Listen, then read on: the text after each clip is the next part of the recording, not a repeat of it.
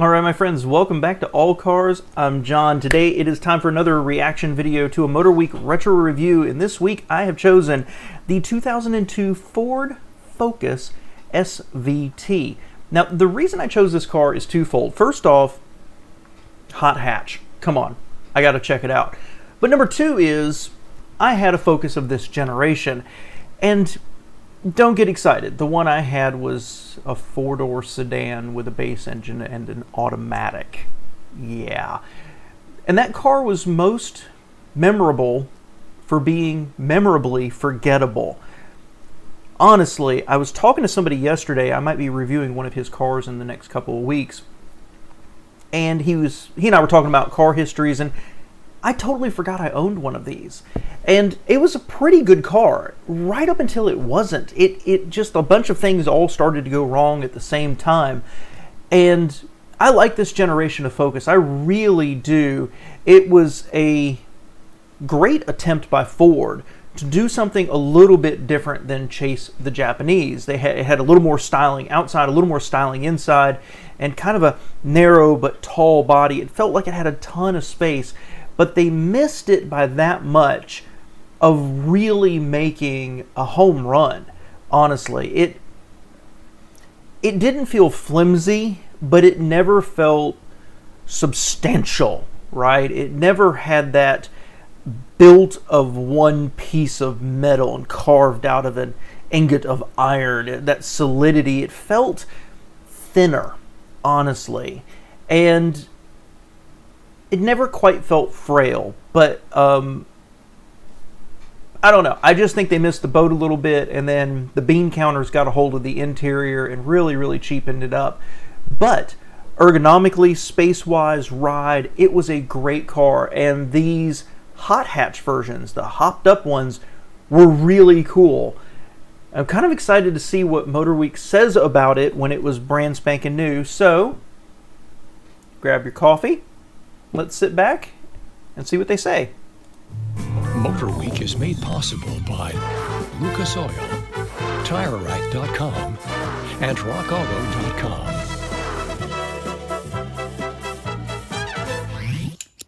In the 2 short years since it was introduced, the Ford Focus has become very popular, especially with younger buyers. But like most small cars, high performance takes a backseat to interior room and economy. But the fact is, many owners are willing to spend thousands to soup up these economy stalwarts. That's why Ford's special vehicle team decided to inject their own healthy dose of testosterone into the Focus. All right, so let's talk about the exterior styling really quick. I think this is a really good looking car.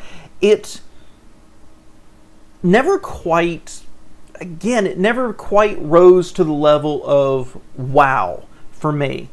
But in a world of Toyotas and Hondas, and this came out, it at least felt like they were taking it seriously. And again, I think they looked at it a little bit different to give it a little bit more height and a little bit more space inside.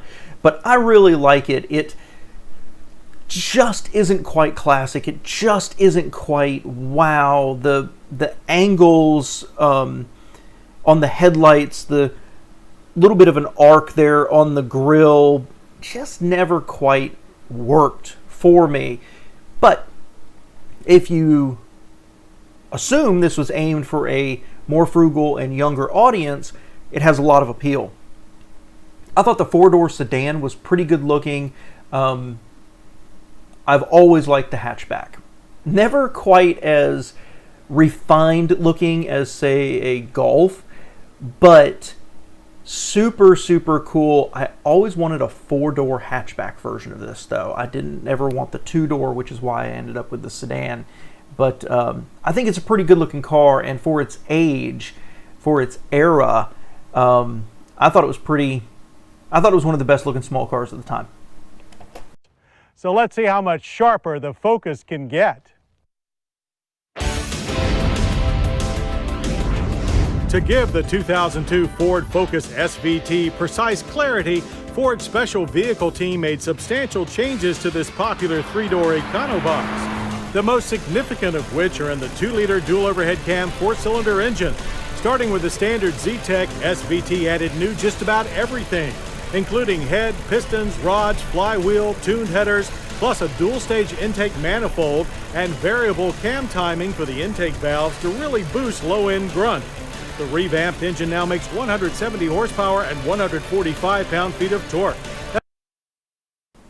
That's pretty good. I mean, that was a lot of work to take the Z-Tech and do all this to it.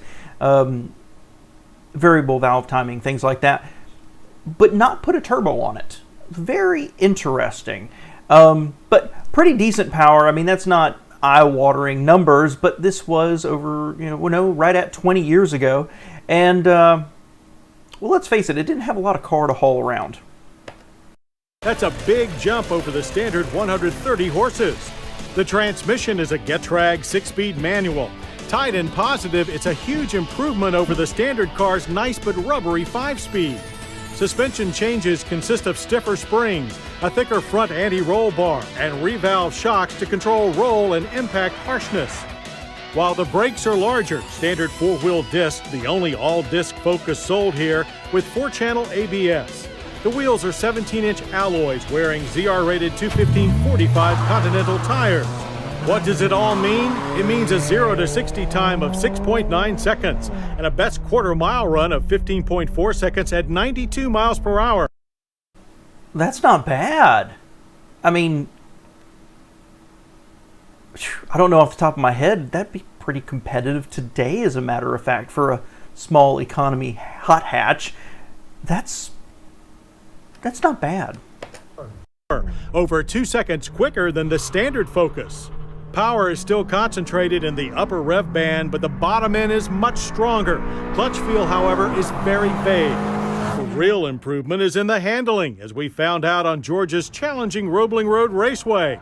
With its new underpinnings, the SVT feels much tighter with substantially less front-end push. There's also less body roll, and while steering feel is not quite up to Cobra R standards, that too is much improved. Keep the revs up and the Focus SVT pulls strongly off the corners and powers down the straights with a sweet muscular exhaust note. And when you get to a corner, the brakes are strong and fade-free. Stops from 60 average 119 feet with excellent control, even from triple-digit speeds. Indeed, this is one very sharp Focus to drive. And sharp to look at as well. The Focus SVT has received a number of subtle cosmetic tweaks both inside and out. Exterior changes include a deep front fascia with SVT's honeycomb grille and smoked headlight lenses, racier side rocker panels, and a sharp little spoiler on the rear hatch. Inside, the SVT gets black leather trimmed seats with deep side bolsters that really keep you in place. The pedals are more tightly spaced than standard and wear racy metal covers, while the instrument cluster features electroluminescent gauges with oil temperature and pressure fitted to the right of the main cluster. So I'm sorry, I missed pausing it there. The dashboard to me was always one of the biggest letdowns of this car. Is number one, I like symmetry. And I like squares. All right, guys, honestly. So having the bottom of where the HVAC and the radio is over here, having it kind of rounded off, and then having a diagonal across the top of it, absolutely drove me up the wall. But it functioned, the ergonomics was pretty good. It worked pretty well. Once you got used to everything, it worked absolutely flawlessly. I just never got over why couldn't they just do something? But you know, they were aiming for a younger crowd. They were aiming for something that was a little more funky. It certainly went with the exterior styling. And so kudos to the interior designers for doing something a little bit different and pulling it off. But they were let down by the quality of the materials. He kind of skimmed over it right there, but the plastic on the dashboard and the doors of the Focus, certainly the more base level ones, was atrocious. It was really, really poor, and an awful lot of it. There was no attempt to